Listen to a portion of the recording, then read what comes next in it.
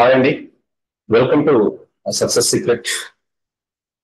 Level 2 questions లో భాగంగా ఈ క్వశ్చన్ తెలంగాణ అంశాలకు సంబంధించిందండి. మరి తెలంగాణ అంశాలకు సంబంధించినటువంటి క్వశ్చన్ లో చూసినట్లయితే మాత్రం క్రింది ప్రకటనను పరిగణించండి. ఏ, తెలంగాణ మీడియా అకాడమీ చైర్మన్ గా కల్మేకులను శ్రీనివాస్ రెడ్డి నియమితులయ్యారు. బి, శ్రీనివాస్ రెడ్డి 2 ఏళ్ల పాటు ఈ పదవిలో కొనసాగుతారు. సి, శ్రీనివాస్ రెడ్డి నమస్తే తెలంగాణ దినపత్రిక సంపాదకులు. డి, తెలంగాణ మీడియా అకాడమీ తొలి చైర్మన్ టంకశాల అశోక్ అని 4 స్టేట్మెంట్లు ఇవ్వడం జరిగిందండి. మరి దీంట్లో సరైనటువంటి స్టేట్మెంట్ ఏమి అని అడగడం జరిగింది. మరి చూసినట్లయితే తెలంగాణ మీడియా అకాడమీ చైర్మన్ గా కల్మకులను కె శ్రీనివాస్ రెడ్డి ఇటీవల నియమితులు కావడం జరిగింది కాబట్టి ఈ ఏ స్టేట్మెంట్ అనేది correct statement. Next Srinivas Reddy 2 ఏళ్ల పాటు ఈ పదవిలో కొనసాగుతారు. అంటే మరి అతని పదవి కాలము 2 years. కాబట్టి బి కూడా కరెక్ట్ స్టేట్మెంట్.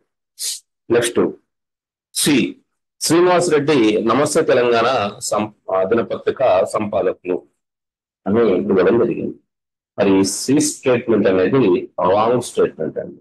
ఎందుకంటే శ్రీనివాస్ రెడ్డి నమస్తే తెలంగాణ దినపత్రిక ఎడిటర్ కాదు. Next D, Telangana media academy తొలి chairman Tankasala Ashok. D statement కూడా wrong statement. Telangana media academy తొలి చైర్మన్ టంకశాల అశోక్ కాదు.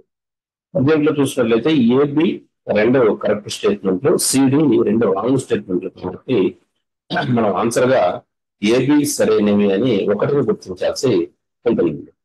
ఓకే, మరి ఇప్పుడు మరి రాంగ్ స్టేట్మెంట్ 2 అని చెప్పుకో, 2 రాంగ్ స్టేట్మెంట్లు అనుకున్నాం. మరి ఏంటి సిడి 2 రాంగ్ స్టేట్మెంట్లు. మరి అది కరెక్ట్ అయిన స్టేట్మెంట్ ఏంటి అని మనం ఒకసారి చూసినట్లయితే శ్రీనివాస్ రెడ్డి నమస్తే తెలంగాణ దినపత్రిక సంపాదకులు కాదు.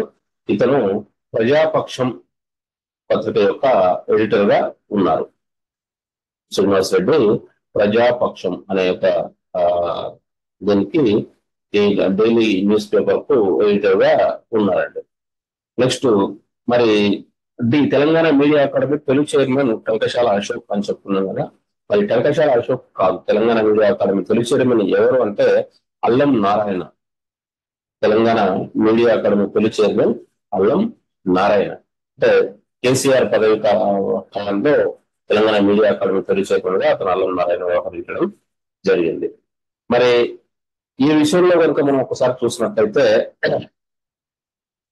కల్మకులం Srinivas Reddy Telangana media academy chairman ఎవరు అంటే కల్మకులం శ్రీనివాస్. ఇతను తెలంగాణ మీడియా అకాడమీ యొక్క 2వ చైర్మన్. మొదటి చైర్మన్ ఎవరంటే అల్లం నారాయణ. ఈ అల్లం నారాయణ యొక్క పదవి కాలాన్ని కూడా కేసీఆర్ పొడిగించుకుంటూ రావడం జరిగింది. మరి ఇప్పుడు ప్రభుత్వం మారినటువంటి నేపథ్యంలో కాంగ్రెస్ ప్రభుత్వము కె శ్రీనివాస్ రెడ్డిని తెలంగాణ మీడియా అకాడమీ చైర్మన్ గా నియమించడం జరిగింది. ఇతను ఒక పదవి కాలము 2 సంవత్సరాలు. మరి Srinivas Reddy Prajapaksham daily news paper కు ఎడిటర్ గా ఉన్నారు. మరి నమస్తే తెలంగాణ పత్రిక ఎడిటర్ ఇప్పుడు ఎవరైనా చూసినట్టయితే కృష్ణమూర్తి ఉన్నారండి ఇప్పుడు అతను. మరి తెలంగాణ మీడియా అకాడమీ చైర్మన్ తొలి చైర్మన్ ఎవరంటే అల్లం నారాయణ. ఈ అల్లం నారాయణ కూడా నమస్తే తెలంగాణ దినపత్రిక ఎడిటర్ గా ఉండడంతో అప్పుడు అంటే తెలంగాణ ఉద్యమ సమయంలో కానివ్వండి నమస్తే తెలంగాణ దినపత్రిక ఎడిటర్ గా ఉన్నారు. అతను కేసీఆర్ తెలంగాణ మీడియా అకాడమీ తొలి చైర్మన్ గా నియమించడం జరిగింది.